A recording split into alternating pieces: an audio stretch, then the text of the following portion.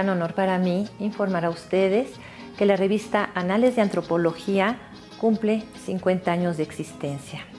Esta revista se fundó en el año de 1964 en el Instituto de Investigaciones Históricas y continuó su desarrollo en el Instituto de Investigaciones Antropológicas de la Universidad Nacional Autónoma de México. Este número de Anales de Antropología está dedicado al tema tan importante para nuestro país, que es esta vinculación entre cultura y alimentación.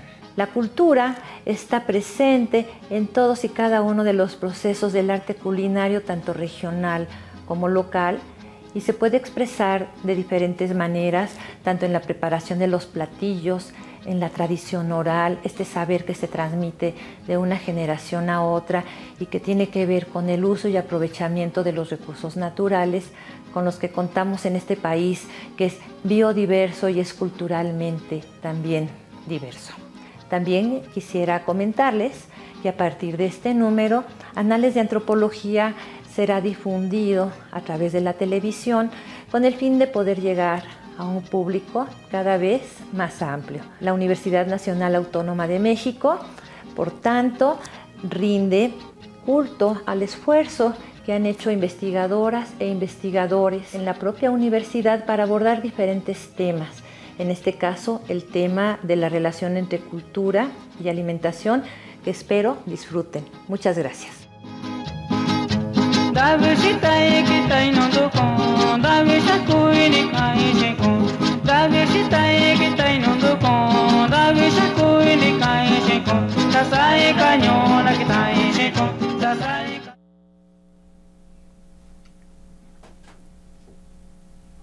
Bueno, pues iniciamos con este programa, esta serie. Agradecemos mucho a la doctora Oemichen sus palabras y pues empezamos, como digo, a estas sesiones sobre el tema de alimentación y cultura en México, un conjunto de 7 programas que estaremos viendo a partir del día de hoy, cada miércoles, y donde ustedes tendrán oportunidad de ver todos los artículos, todas las investigaciones que se realizaron en este volumen de la revista Anales de Antropología.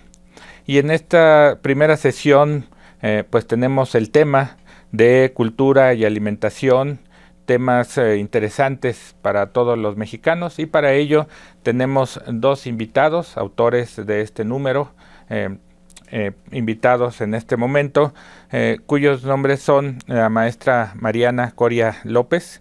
Ella es académica del Claustro de Sor Juana, y el maestro París Aguilar Piña.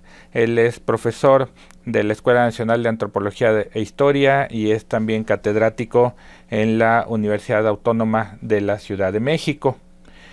Todos ustedes pueden ver en pantalla las diferentes opciones que tienen para comunicarse con nosotros. Es muy importante para nosotros el poder recibir sus opiniones, sus ideas, sus comentarios.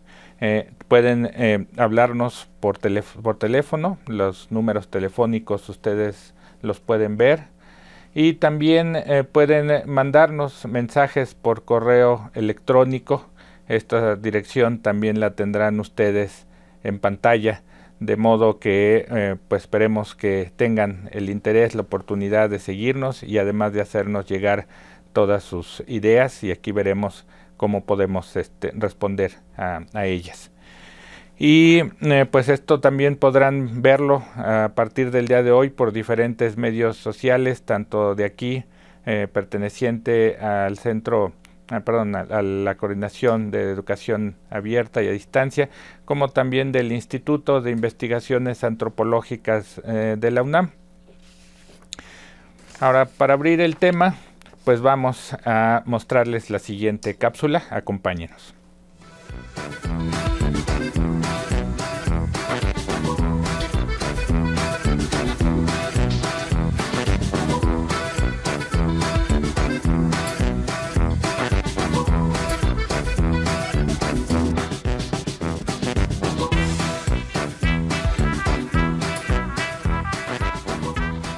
¿Alguna vez te has detenido a observar cuántas veces comes al día? ¿Qué es lo que comes? ¿Cuándo? ¿Cómo? ¿Y con quién te gusta comer? La Ciudad de México incluye a más de 20 millones de avecindados, o como se nos dice comúnmente en otros lugares del país, de chilangos. Chilangos por la conformación que tuvo la ciudad de personas de todos los rincones del país y no pocas veces del mundo. La mesa que comparten los chilangos está compuesta por un crisol de razas, culturas, tradiciones, ritos, hábitos y personas de todos los orígenes. Así, en la mesa de los capitalinos se sientan a comer múltiples culturas. En una misma mesa se encuentran los españoles y los aztecas, los norteamericanos y los mayas, los judíos con los cristianos y los pobres con los ricos. Por eso, el qué, el cuándo, con quién y en dónde comen los chilangos es tan diferente y variado como habitantes tiene la ciudad. Aquí, el ritmo de vida acelerado, el acceso a algunos alimentos, la carencia de otros, los factores de socialización, los diferentes ritos que practicamos e incluso los factores monetarios inciden en nuestro sistema de alimentación. En la ciudad, las disparidades pueden verse reflejadas porque existen lugares y personas que pueden gastar 500 pesos en una comida y lugares y personas que lo hacen por solo 10 pesos. Personas que tienen el tiempo para comer y otros que no, y espacios destinados para alimentarnos que van desde un lujoso restaurante hasta el zaguán de una casa, la parada del autobús o la salida del metro. Nuestra ciudad ha cambiado de forma radical. Tan solo en los últimos 30 años, la tendencia de los programas de alimentación ha cambiado. Los programas que antes eran para combatir la desnutrición, hoy lo son para combatir la obesidad. Sin duda, se habla de tendencias de cambio que son necesarias a fin de revertir indicadores negativos de salud relacionados con inadecuadas formas de alimentarnos. ¿Qué hacer y cómo hacerlo? Ha sido una tarea muy complicada para los especialistas en el tema, pues como veremos, la alimentación del ser humano es una estructura compleja y multifactorial, en la que intervienen lo biológico, pero más aún lo cultural. Otro aspecto importante es que durante el siglo XX la ciudad se caracterizó por problemas de desnutrición recurrentes, cambiando sus hábitos alimentarios y privilegiando el aprovechamiento de los alimentos a fin de alimentar a más bocas con menos dinero. El panadero con el pan, el panadero con el pan, el panadero con el pan, el panadero con el pan. Tempranito va y lo saca calientito en su canasta para salir con su clientela por las calles principales y también la ciudadela y después a los portales, y el que no sale se queda sin el pan para comer. Diga si van pronto a salir. En la actualidad, los chilangos vivimos a un ritmo de vida acelerado, en el cual se come lo que se puede y muchas veces no lo que se quiere. El poder adquisitivo, los lugares, los ritmos de trabajo y los de estudio determinan la hora del comer, con quién se come y el tiempo del que se dispone para cada alimento.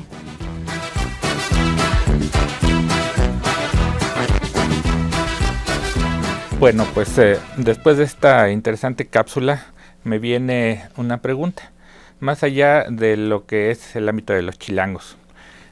Nosotros, la especie Homo sapiens, pues somos una especie biológica con un esquema alimentario definido, más sin embargo, pues lo que vemos aquí nos hablaría de todo lo contrario, que somos muy complejos en esta cuestión de alimentación. ¿Por qué esa complejidad de la alimentación humana? Pues tiene que ver con la naturaleza social del hombre. Esto es, efectivamente somos seres biológicos con esquemas construidos en términos de lo que la fisiología exige para el movimiento y la vida en general como tal, pero fundamentalmente también, paralelamente, somos seres sociales. Y esta cualidad social de los individuos y los sujetos sociales obliga necesariamente a que en la convivencia se construyan distintas perspectivas, modos de ver, modos de construir, modos de pensar lo que es alimento y lo que no es alimento. El hombre es omnívoro en cierto modo, pero no lo es en cierto otro, en la medida en que genera esquemas los esquemas de socialización son paralelos a los esquemas de organización también para el aspecto de la alimentación, para seleccionar, producir, consumir, elaborar, almacenar son condiciones que son variables en el tiempo, variables por las condiciones, y que van a generar también formas distintas de ir construyendo esos universos de la alimentación misma.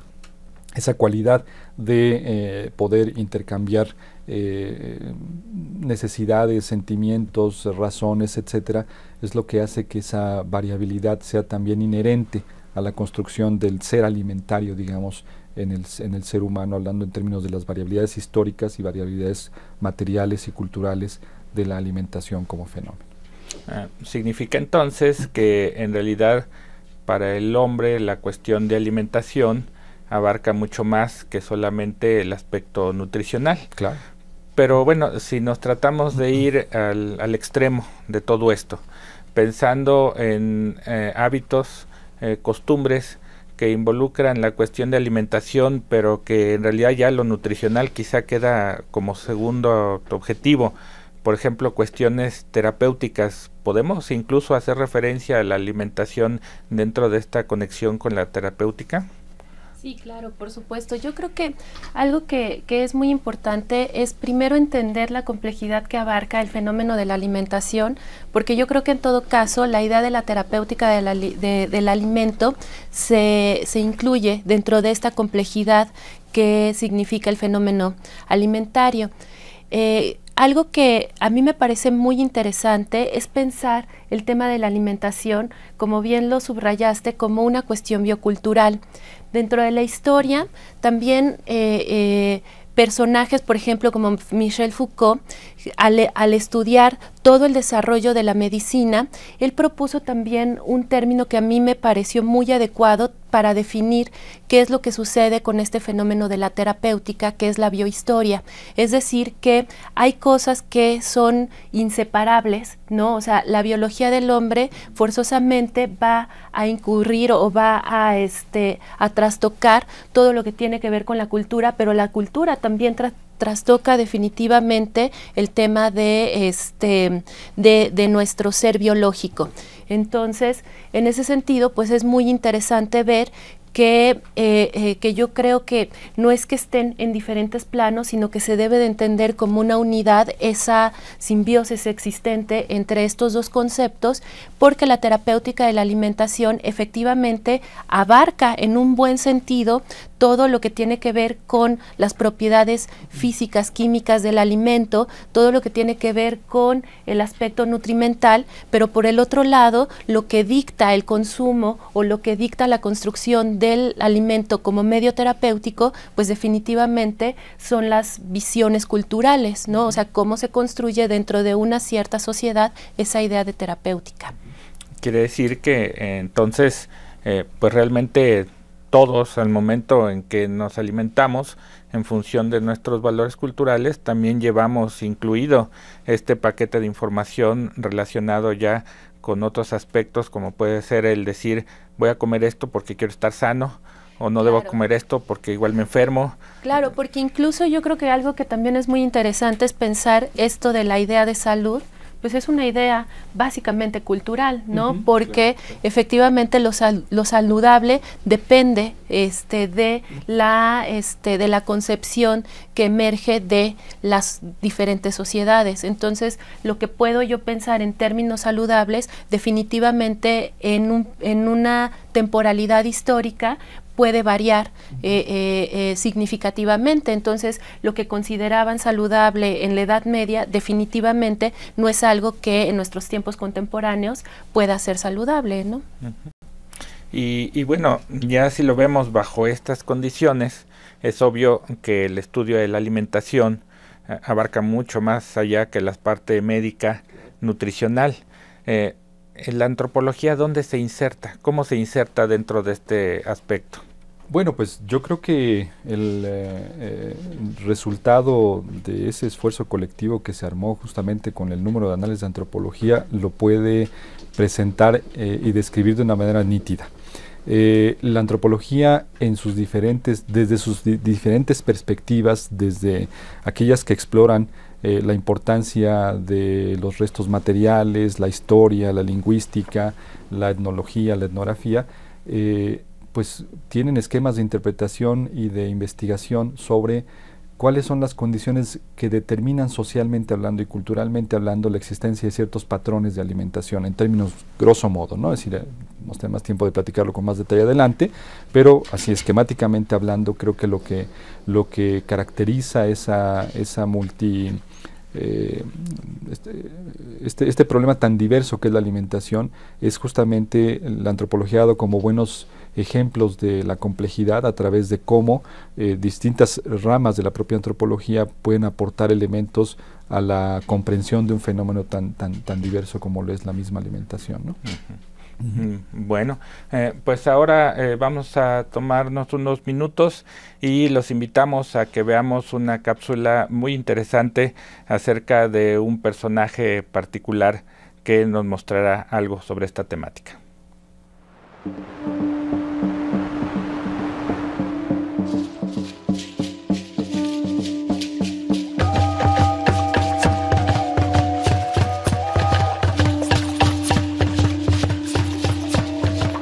He llegado a la Nueva España, con el cometido de emprender la gran empresa que Felipe II, amo de Hesperia, me encomendó al nombramiento de protomédico general de las Indias, islas y tierra firme del mar Océano.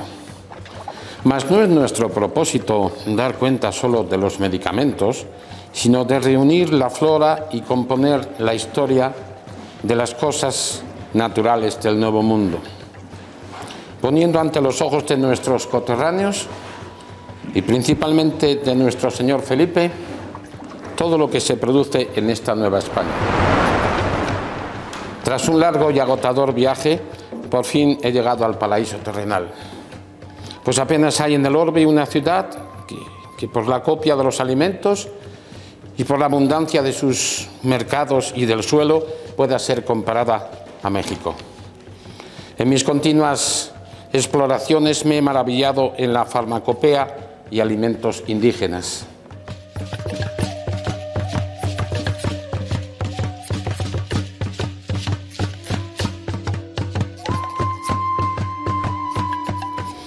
Aquí crece un grano que consideran sagrado, con el que preparan una bebida llamada chocolate, que administran con gran provecho a los tísicos, consumidos y extenuados. Y qué hablar del plaoli y su nobleza, capaz de curar toda enfermedad, y los atoles hechos de este magnífico alimento que no hacen más que fortalecer el alma. Pero no todo ha sido buenaventura. He sufrido las inclemencias del alimento ingrato, al que llaman chili, que aunque dicen que fortalece el estómago, yo no puedo más que concluir que por su naturaleza ocasiona enfermedades graves a los riñones, el cerebro y la sangre. Se hacen de ellos molidos y mezclados con tomato, una salsa muy agradable que mejora el sabor de casi todas las viandas y alimentos y estimula el apetito. Existe un animal de mucha monstruosidad. Su alegría se esparce por los lagos, alimento saludable y sabroso, semejante a las anguilas, axolotl, lo llaman los naturales. Los españoles lo comen con clavo y pimienta de las Indias. Me han dicho estos indios que cuando padecen de riñón, la cola del tlacuache es un medicamento excelente, pues molidas en dosis de 1 dracma y tomadas algunas veces con agua, sin haber ingerido antes ningún alimento, limpia admirablemente. Después de largos recorridos, espero pronto regresar al terruño y esperar la admiración de nuestro señor Felipe, quien seguro me verá como a su Plinio.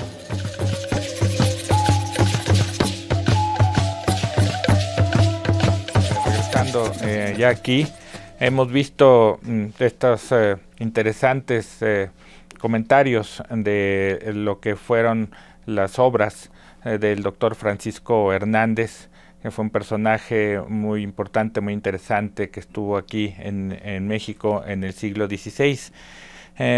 ¿Qué relevancia tienen personajes como él, concretamente el doctor Francisco Hernández, dentro de lo que es todo este tema y sobre todo viéndolo en la perspectiva histórica de la alimentación en México? Bueno, de principio yo creo que para la historia en general, la obra de Francisco Hernández es una obra sumamente rica en elementos que por desgracia ha sido poco visitada, pero que si uno se acerca a ella, en realidad yo creo que la obra de Hernández en su interpretación puede mostrar un poco lo que este volumen de alimentación y cultura hace, que es ver desde luego desde la formación contemporánea la multidisciplinaridad que implica el hecho de la alimentación. Entonces, bueno, pues Hernández ha sido un autor muy utilizado para disciplinas como la medicina, como la química, como la biología o la botánica, pero que desde su formación social, o sea, desde las disciplinas sociales, no se le ha tomado mucho en cuenta y que valdría la pena regresar mucho más a ella en temas de alimentación. Una, porque evidentemente nos cuenta la historia desde una perspectiva que es una perspectiva muy particular, que es la de un médico que tiene una formación muy fuerte, intelectual, y que son esos ojos los que describen la variabilidad de alimentos que se encuentra en la Nueva España, y evidentemente también hace alusión a los hábitos de alimentación que tenían las culturas mesoamericanas. Pero por otro lado, la gran riqueza para mí que tiene la obra hernandina es que establece un vínculo que se ha estudiado muy poco desde la construcción cultural, que es la idea de la terapéutica con el alimento, es decir, qué pasa con estos alimentos que se utilizan para la prevención y curación de padecimientos o de ciertas enfermedades. Entonces, pues tiene una riqueza que yo creo que esta investigación que realicé apenas es como la punta del iceberg, porque habría mucho más que decir sobre la obra de Hernández.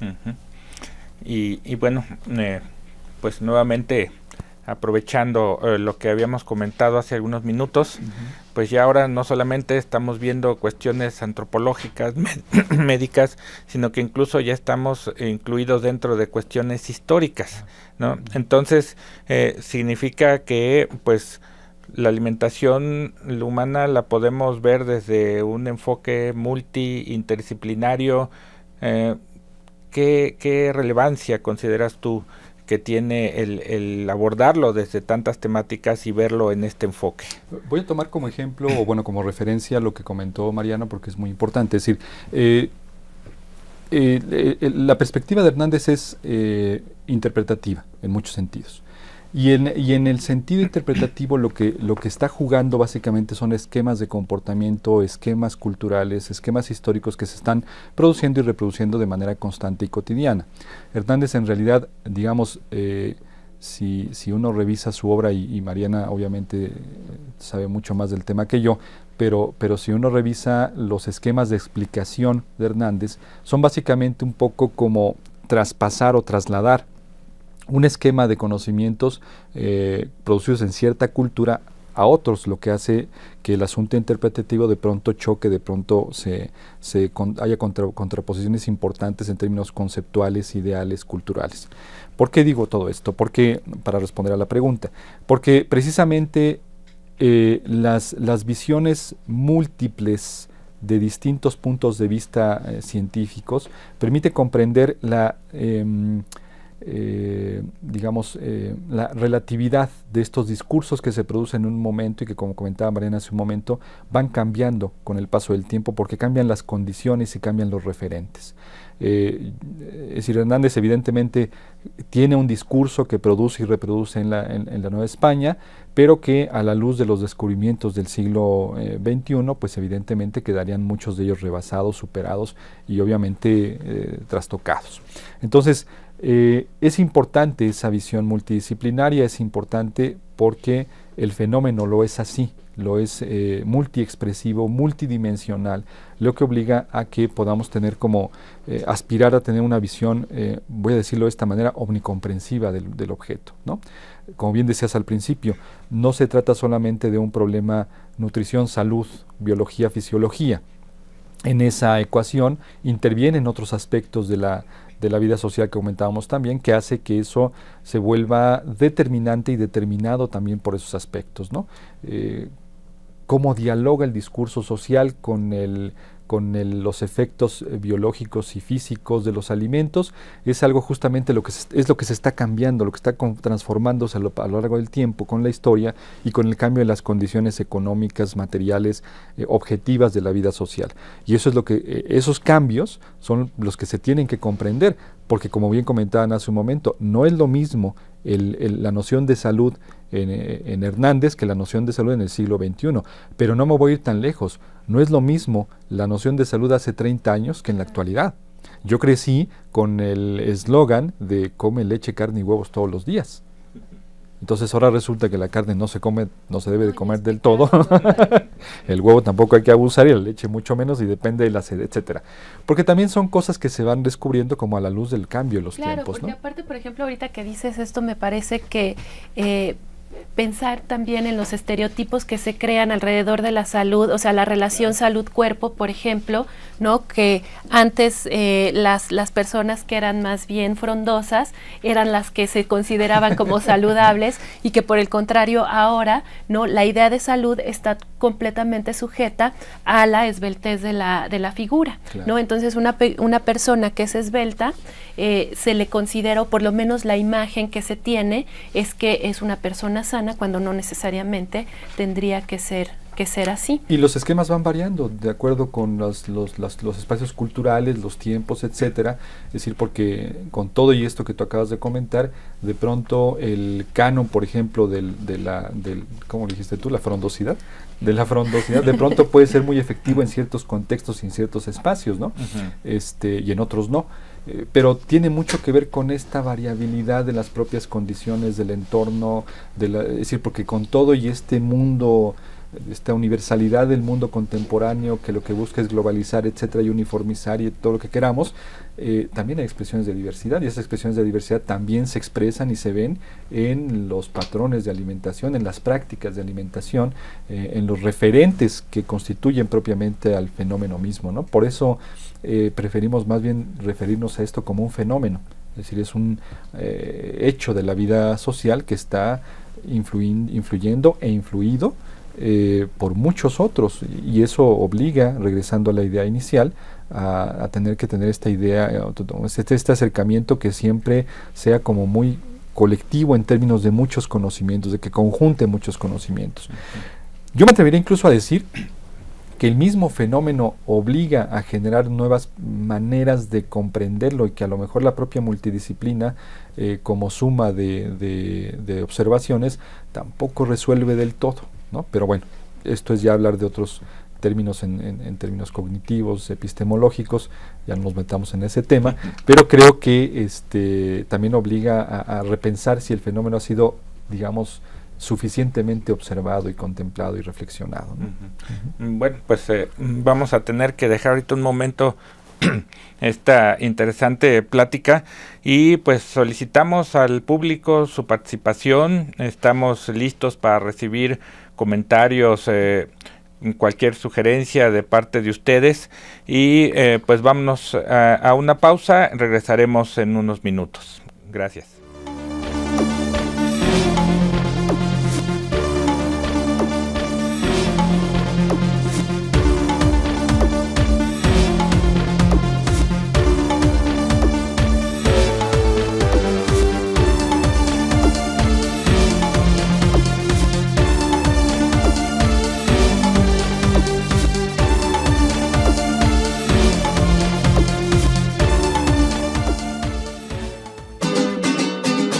El Instituto de Investigaciones Antropológicas de la UNAM celebrará del 21 al 23 de mayo su 9ª Feria del Libro Antropológico. En esta ocasión tendrá como invitado al estado de San Luis Potosí. La feria estará abierta a todo público de 10 a 19 horas y ofrecerá a los visitantes presentaciones de libros novedosos, mesas de opinión, exposiciones fotográficas y videos. Habrá atractivos descuentos, ejemplares gratuitos y otros obsequios. ¡No faltes! Te esperamos en el circuito exterior de Ciudad Universitaria, a unos pasos de la estación del metro CEU. Para mayores informes, visita nuestra página www.iia.unam.mx.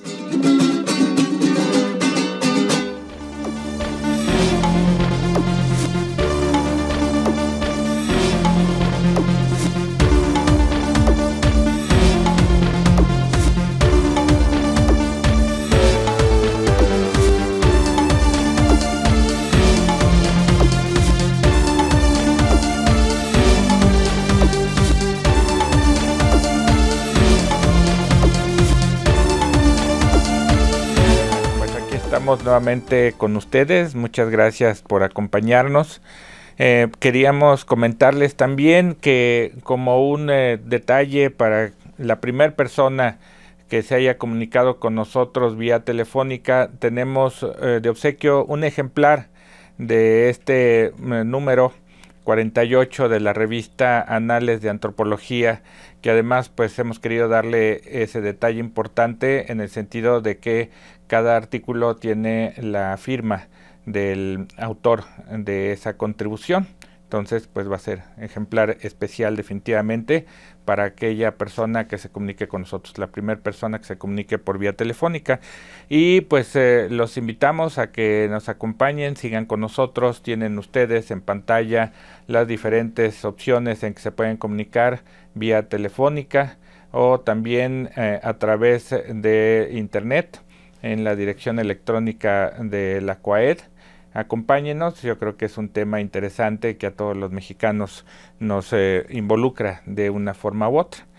Y bueno, retomando un poco el tema, en esta parte de lo que es cultural, pues sigamos hablando, ¿hasta dónde podemos pensar que la cuestión cultura impacta dentro de lo que es el esquema de alimentación? ¿Hasta dónde podemos llevar esta idea, esta situación que pues que muchas veces no nos percatamos de ella, no sabemos que existe, mas sin embargo estamos ahí? Claro. Yo creo que hasta el origen de los tiempos, es decir, hasta el origen de los tiempos en que el ser humano es ser humano. Al final de cuentas, decíamos hace un momento que la actividad social compartida o la actividad social por su naturaleza compartida obliga necesariamente un poco a la confrontación, a la relación dialógica de sujetos que pues digamos involucran voluntades, deseos, etcétera, y eso necesariamente nos lleva al asunto de los consensos. ¿Por qué hablo de los consensos? Decíamos hace un momento también que el ser humano es omnívoro, pero no del todo, porque del conjunto de cosas que elige, literalmente se casa con ellos durante un tiempo o durante una época, y ese es el universo de elementos que utiliza para su alimentación. No solamente estoy hablando de los recursos que se come, o sea, lo que se come, sino todo el conjunto de instrumentalidades, materialidades, objetividades, subjetividades que están alrededor de todo ello. Es decir, los cacharros con los que se suele preparar cierto tipo de cosas, los ingredientes que acompañan a los alimentos, las técnicas que se transmiten de generación en generación, las preferencias que también se transmiten de generación en generación y socialmente y culturalmente hablando. Esto es algo que acompaña a la organización social desde el origen de los tiempos del hombre como hombre, ¿no? Entonces, por esta, digamos, infinidad de caminos intrincados que tiene la cultura como influencia en lo que nos comemos, es que se hace pertinente y necesario esa mirada multidimensional. Es decir, una cosa es, por ejemplo, lo que aporta la arqueología. Es decir, ¿de qué nos sirve, por ejemplo, saber que existen cierto tipo de cazuelas de cierto tipo de materiales que tenían residuos de cierto tipo de elementos? Semillas, por ejemplo, o cierto tipo de lípidos que se encuentran como residuos en los vestigios arqueológicos. Pues nos sirve para entender que se utilizaban cierto tipo de instrumentos con cierto tipo de tecnologías y que se usaban con cierta frecuencia para resolver cierto tipo de necesidades, por ejemplo, de la alimentación, de la salud, de la vida cotidiana en lo general. ¿Para qué nos sirve entender? Por ejemplo, lo que comentábamos hace un momento con Mariana, las distinciones o las diferencias en las perspectivas de cómo se ven las cosas en un momento determinado, para saber que hay esquemas interpretativos y esos esquemas van variando dependiendo de esas ciertas condiciones u otras condiciones que se van planteando a lo largo de la historia de la vida material y la vida social de los hombres.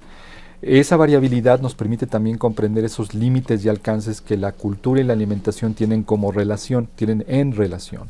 Y creo que de pronto, digamos, vistos desde la perspectiva del siglo XXI, parecería de pronto esa perspectiva muy arrogante que hemos logrado desarrollar el hombre civilizado del siglo XXI globalizado. No nos percatamos que hay mucha sabiduría en todos esos procesos históricos, culturales que se han ido desarrollando a lo largo del tiempo.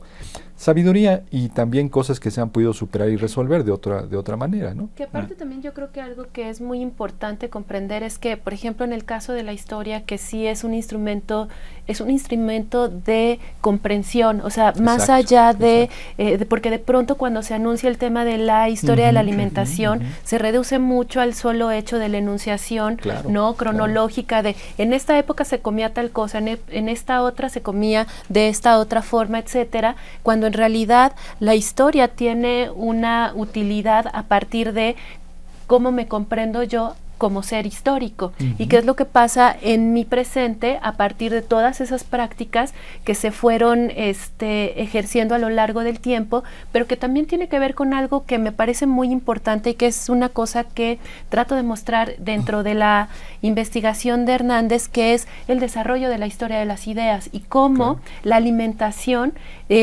forzosamente entra dentro de esta concepción de las ideas, ¿no? Y en ese sentido, pues, se hace una cuestión cultural, pero también el alimento es una cuestión simbólica totalmente, ¿no? Y cómo vamos generando ideologías alrededor de las formas de alimentarnos. Claro, simbólicas que se van generando. Y otro elemento, perdón que tome la palabra, pero hay otro elemento que también es muy importante, que es el asunto de los saberes de la tradición de las culturas contemporáneas, por ejemplo, ¿no? Es decir, la etnobotánica, que genera mucho conocimiento sobre lo que ciertas culturas, ciertas poblaciones conocen de sus recursos del entorno, son saberes que desde la perspectiva nuestra a lo mejor ni siquiera sabemos que existen, pero que se están produciendo y se han producido a lo largo de la historia y se seguirán produciendo, y conocer también desde esa perspectiva el fenómeno de la apropiación, por ejemplo, de los recursos de la alimentación, resulta profundamente enriquecedor.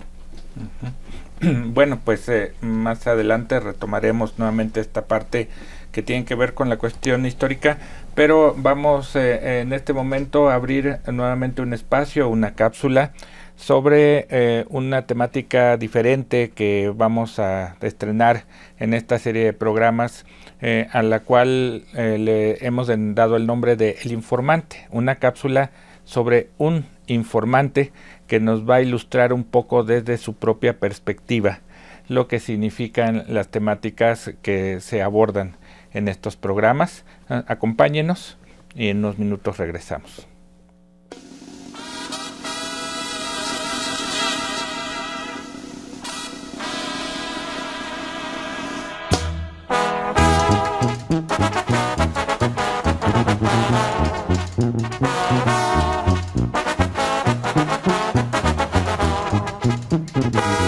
En Milpalta existe una forma muy específica en cuanto al mencionar lo que es su sistema alimentario, ya que en un principio, como todos los pueblos de aquí del sur del Distrito Federal, el cultivo principalmente era el maíz, pero pronto se dieron cuenta que el maíz era muy difícil cultivarlo por su suelo tan inestable, digámoslo así. Sin embargo, a partir de la década de finales de los 60, principios de los 70, empiezan a descubrir el cultivo del nopal. Esta hoja, digamos, tan noble, tan buena como la han considerado los milpaltenses, dieron gran forma para que se pudiera cultivar pues lo mismo de sus suelos, ¿no? Esto ha hecho que haya un sistema alimentario como simple, pero en el cual este producto ha marcado en esta comunidad una forma muy específica en cuanto a su vida, desde la producción, el consumo, y todo esto que va dando forma hasta hoy día del comercio, y esto también da cabida un tanto a que sean comerciantes y dé tiempo para que ellos puedan realizar fiestas innumerables, como por ejemplo sus fiestas patronales que existen en cada pueblo y en cada barrio, ¿no? Debo de mencionar que los nopales en escabeche se cortan, recién cortaditos, son los nopales más pequeñitos, que están fresquecitos y suculentos, porque ese es como una de las principales formas o fórmulas para saber, para que el sabor sea distinto a otros que se supone que ya están un poco más oreados y un poco más viejitos. Esos no, sino son los nopales pequeñitos, los tiernitos, los que se hacen en escabeche. Inclusive también hasta la forma de cómo se corta la cebolla y la zanahoria, ¿no? Se cortan en rodajas grandes como para que luzca el color naranja ante el color verde y blanco del nopal y de la cebolla, ¿no? Y su vinagre y para echar en los tacos, ¿no?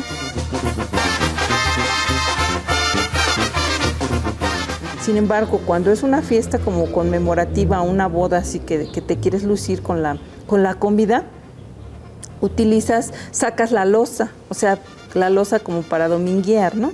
En primer lugar, cómo se monta el platillo, ¿no? La forma, los nopales, la carne, el arroz, a veces lo sirven todo al mismo tiempo o en tiempos, y para ellos significa mucho el hecho de que los comensales queden satisfechos con ese platillo, porque les da estatus, había mucho que comer, dieron mucho que comer, y sobre todo en este sentido, casi por lo regular, dan barbacoa o carnitas. Entonces los nopales nunca pueden faltar en los platillos, en las comidas importantes como es las bodas, los 15 años, bautizos.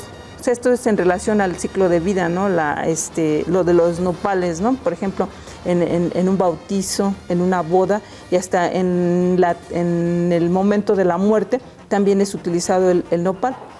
Este platillo es específico para cuando es un velorio, porque toda la gente va a acompañar al difuntito que está tendido, y entonces se les da de comer a todo mundo quien llega para que acompañen al familiar, ¿no?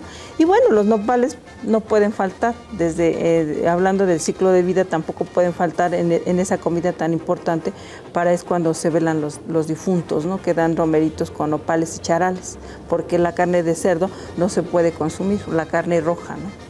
Entonces dan de comer eso, y los nopales no pueden faltar. Por eso el nopal, como menciono, forma una característica muy importante en esta comunidad, ya que de ellos también depende su vida social, ¿no?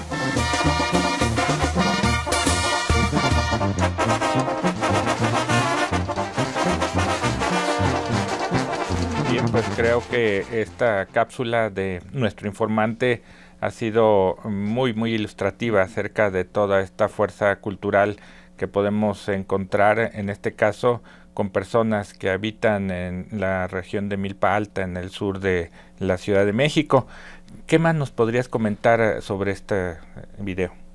Es, como bien dices, muy ilustrativo sobre justamente lo que estábamos hablando hace un momento, este mecanismo de incorporación. El video, la plática de Luz describe de manera muy nítida cómo esa complejidad del proceso de incorporación de alimentos. Uno pensaría lo que tradicionalmente pensamos, que el nopal es de consumo tradicional de siglos en el altiplano. Lo es, en efecto, pero Milpa Alta tiene una configuración muy específica, precisamente. Es decir, la incorporación del nopal en épocas muy contemporáneas generó efectivamente toda yo podría decir incluso una forma de ver el entorno a través del asunto del nopal. Es decir, siendo originalmente una comunidad, una población milpera, de pronto en un momento determinado de la historia moderna de este país se decide que se van a dedicar al nopal, ¿no? Y eso generó como bien comentaba Luz, y además se ilustraba muy bien en las imágenes, toda una instrumentalidad, toda una construcción cultural que está relacionada con la ontología social, es decir, el nopal tiene que estar presente en el nacimiento, en los 15 años, en la presentación de la sociedad, en el matrimonio y en la muerte, ¿no? Precisamente porque tiene un impacto muy importante en el entorno, y ese impacto importante se va de alguna manera diseminando a todas las esferas de la vida cotidiana, lo que hace que de pronto se vuelva un complejo cultural la producción del nopal. Ya no es solo la producción para la venta, sino la producción que se incorpora o el elemento que se incorpora a una construcción de la cultura que genera en muy poco tiempo realmente, porque estamos hablando de no más de 40, 50 años, genera toda una dimensión social y cultural de la relación de la comunidad con el nopal, y que se alcanza a trasminar, digámoslo así, ahora sí que literalmente a escurrir, digámoslo así, al altiplano completo y a la zona del Distrito Federal, donde asumimos que el nopal pertenece a la historia de los tiempos, su consumo en la zona, ¿no? Lo cual, bueno, pues sí lo ha sido en cierto modo, pero en realidad esta lógica de producción industrial que tiene Milpalta, me refiero por la cantidad, no por los procesos, por la cantidad de nopal que se ha producido durante todo ese tiempo, pues ha generado toda una complejidad muy interesante, por cierto, de conocer y estudiar, que tiene que ver con instrumentos muy específicos para la producción, cosecha, consumo del nopal, momentos sociales muy específicos para la producción y consumo del mismo, y además la elaboración de platillos muy diversos y complejos, pensando en el nopal como base de, ¿no? Y en este sentido también la construcción de ciertos referentes como muy vertebrales de la alimentación de la zona, ¿no? Sí. Bueno, pues tenemos que irnos un momento a ver al otro informante. Síganlo y pues continuaremos aquí con la plática.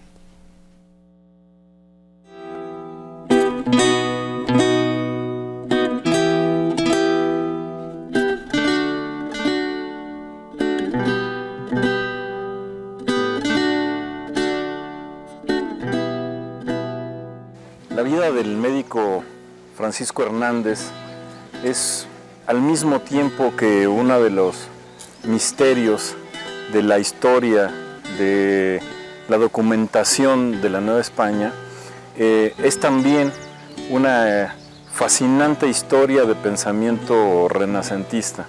Francisco Hernández es un intelectual, filósofo, médico, naturalista, biólogo e incluso poeta, puesto que incursionó en esa esfera de la expresión también. La diversidad de preocupaciones, la profundidad del abordaje de cada una de esas preocupaciones, la apuesta por la imaginación, el apetito filosófico, la voluntad de sensibilidad poética, hacen de la obra de Francisco Hernández un corpus intelectual muy interesante, que hace también que sea uno de los misterios, el silencio y la oscuridad que pesó durante tanto tiempo sobre esta obra, y actualmente aún la imposibilidad, la gran dificultad de conseguirla. Francisco Hernández debe ser revalorado, su obra debe ser resignificada a la luz de cada uno de esos fenómenos particulares a los que se abocó su investigación. El pensamiento moderno tiende a separar, a diversificar, a especificar las diferentes formas de la expresión intelectual y artística. Por lo tanto, llama la atención en una conciencia como la de Francisco Hernández, que haya abarcado diferentes esencias expresivas y diferentes medios, y con una intuición muy desarrollada haya elegido los modelos y los cauces más pertinentes para verter estas consideraciones. Hace uso de lo descriptivo cuando tiene que hacerlo, dadas sus investigaciones naturalistas, hace uso de lo reflexivo cuando postula algunas ideas, algunas consideraciones filosóficas, pero también hay una parte que llama mucho la atención de su historia, y es esta insatisfacción por la escasa divulgación, por el ominoso destino de su obra, que fue injustamente escondida, digamos, por diferentes azares del destino. Ante ese desasosiego, ante esa profunda tristeza, recurrió a la poesía. hace un poema en un metro clásico con una interesante sofisticación de recursos retóricos sobre esta angustia, esta desesperación, el abatimiento, el dolor que representa que un hombre ante el subido, digamos, en el promontorio de una obra robusta, de un cuerpo interesante y de una formulación exquisita, ve cómo esa obra empieza a sumergirse y escasamente divulgarse. Y ante esa tristeza compone un poema muy interesante, y esto hace que justamente se consolida en esa posibilidad la esencia del pensamiento que, como afirmé, renacentista, el que oscila entre la preocupación científica, el rigor de la investigación, la verdad consagrada, consolidada y comprobable, y por otro lado, la sensibilidad, la subjetividad, aquello que solamente puede expresarse mediante el aparato espiritual del arte. Esto hace que podamos comprender la complejidad del pensamiento de un intelectual, un investigador y un creador importante desde el punto de vista histórico.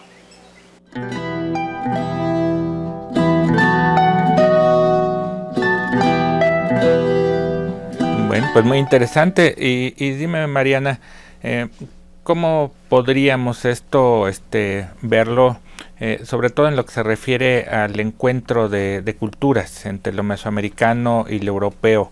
¿Qué nos podrías decir?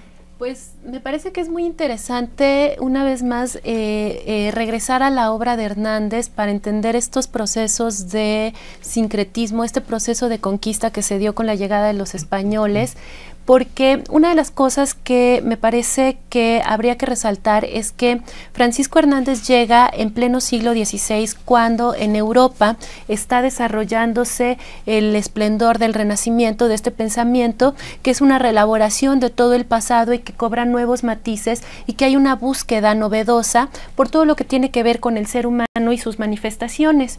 Entonces, este descubrimiento de América y la llegada de los hispanos a territorio, a lo que actualmente es México, pues va a significar el fortalecimiento y el que se engrose todo lo que tiene que ver con el conocimiento científico, digamos, en los términos de la propia época. Entonces, creo que Hernández es un referente muy importante, porque ya no es nada más esta visión de los frailes, ¿no?, que evidentemente poseen un gran conocimiento con ellos, pero es una visión que tiene que ver con la formación intelectual, que tiene que ver con este quehacer científico, y que es eso lo que él mira en en toda la cultura mesoamericana. Francisco Hernández también, pues, lo que hace de principio es resaltar como todas las bondades culturales que tiene la cultura, o sea, que tuvieron las culturas mesoamericanas y los indígenas que vivían en el siglo XVI, pero por el otro lado también sus propias formaciones históricas y sociales, pues le hacen entrar en una contradicción fundamental cuando habla de pronto bondades de estas culturas, pero por el otro lado no sabe cómo describirlas, no sabe qué hacer con eso que está reconociendo, porque se está contraponiendo a todas las creencias que él tiene.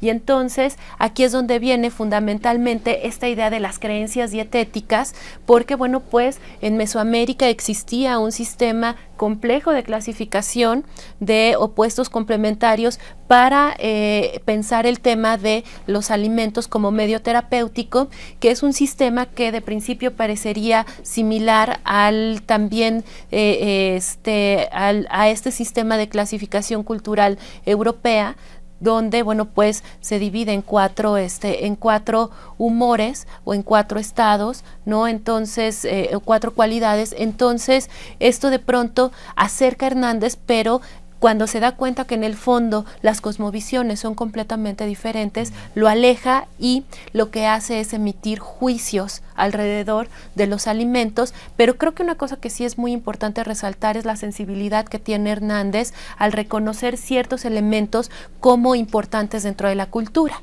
Entonces, por ejemplo, cuando habla del maíz, pues lo dota de grandes cualidades terapéuticas, porque fundamentalmente está haciendo la comparación entre la importancia que tiene el maíz para los pueblos mesoamericanos o para los indígenas con la importancia que tiene el trigo para los pueblos europeos.